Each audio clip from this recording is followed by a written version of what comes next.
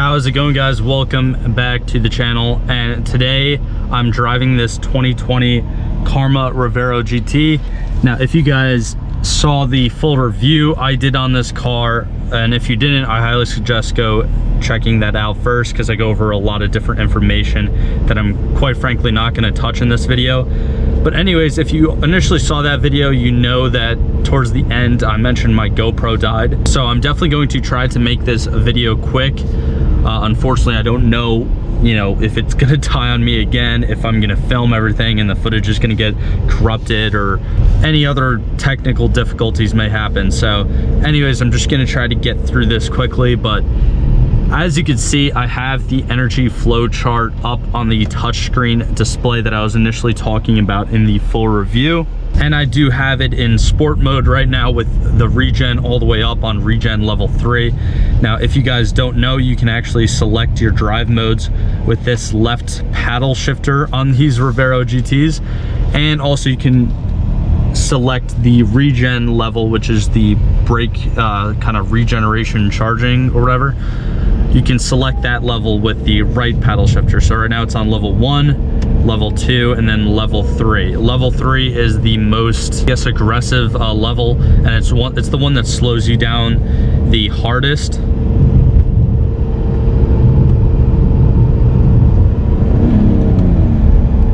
And you can hear that BMW 3-cylinder, the turbocharged 3-cylinder internal combustion engine kind of kick in right there once you get a little bit harder on the throttle. And I know I mentioned this in the review, but this thing does have a curb weight just over 5,000 pounds, which is honestly really unbelievable, because when you're actually driving this thing, it does not feel like a 5,000 pound vehicle at all.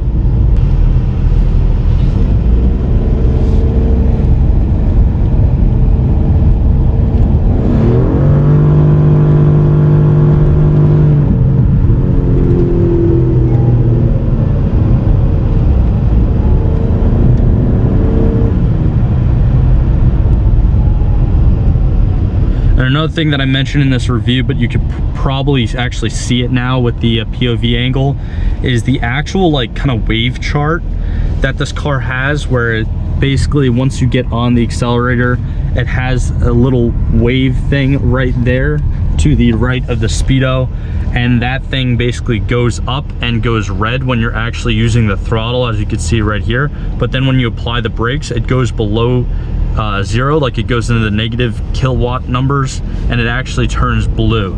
So that actually shows you the amount of regeneration that is going on. So let's say I let go of the gas right now, it immediately drops to right around negative 10 kilowatts.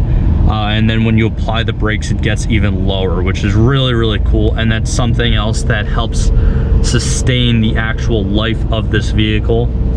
And speaking about sustain, when I switch it over to sustain mode, that actually helps the kilowatts drop down even further when it actually is regenerating.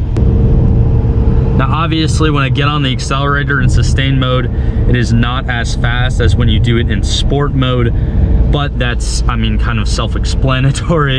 And one thing that I did mention during the review, but I'm gonna mention again, is that if you're gonna buy this car for, I guess, performance, or a sports car, I feel like you might be a little bit disappointed. But if you're gonna buy this car as a luxury hybrid car, you're gonna be blown away. This car is extremely luxurious. All the leather in here, which is actually something I didn't even mention in the review, but all the leather in here is actually imported from Scotland.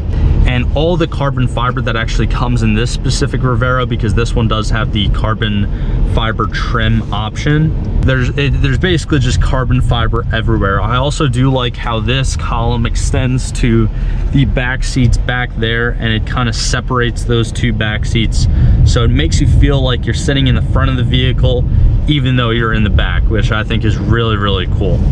I also, again, really love this touchscreen display. You can see that I've had it on the energy flow chart for a while now, but if we go back home, you can actually pull up a whole rotation where it'll show you the PSI and all of the tires. And there's also a way to pull up a 360 degree full camera, and I'm not going to do that now because I'm actually driving, but there's a lot of different options again available in this touchscreen display.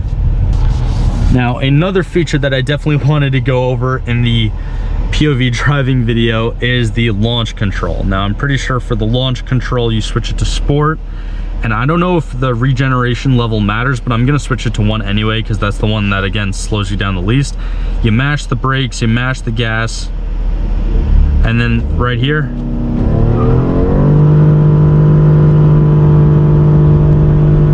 and boom, 0 to 60 in actually 4.37 seconds. That's really surprising, especially considering that this car is actually rated for 4.5 seconds, so it's actually even lower, which I think is really, really cool. Also, you even heard the tires chirp, which is another really cool thing. And I don't know if you guys actually saw it or not, but it actually gives you kind of like an old school drag racing Christmas tree like light setup, which I just think is so badass. I mean, especially coming from like a car that is so modern and so technologically advanced, I find it so cool that they pay homage to the old school drag racing days.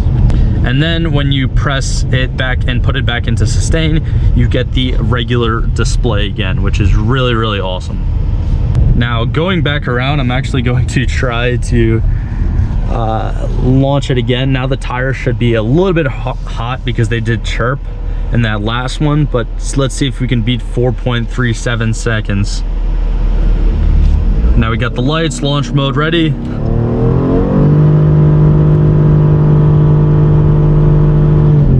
Oh, we beat it.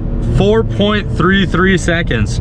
Again, that is surprising considering that it's a little bit higher consistently. I'm not going to keep doing it because, I mean, even though this is a back road, we're still on a public road.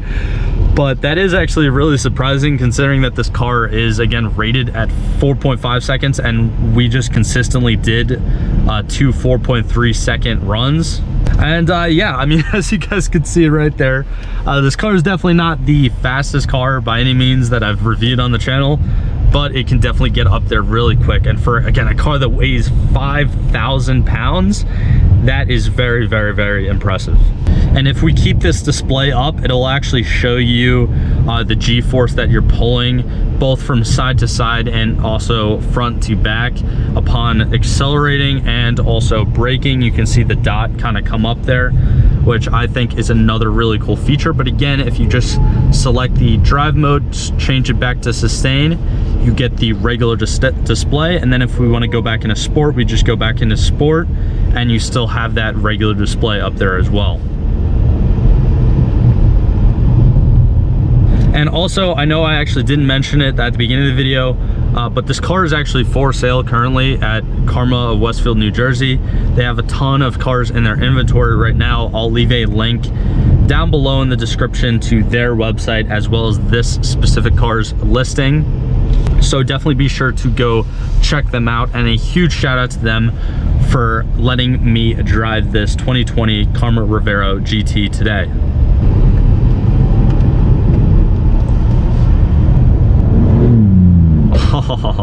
It's actually surprising. Again, I didn't think I was going to love this car at first, but hearing that BMW 3-cylinder kick in, it actually has a pretty damn good exhaust note, especially for a 3-cylinder engine. Now, like always, definitely let me know what you think of this car down in the comments below, whether you think it sucks, whether you think it's awesome, whatever. Let me know down in the comments below. And also, definitely be sure to like this video because as a smaller YouTuber, that definitely helps me out a lot. And subscribe if you haven't already. It's absolutely free. But like always, guys, thank you for all the support, and I'll see you guys in the next one.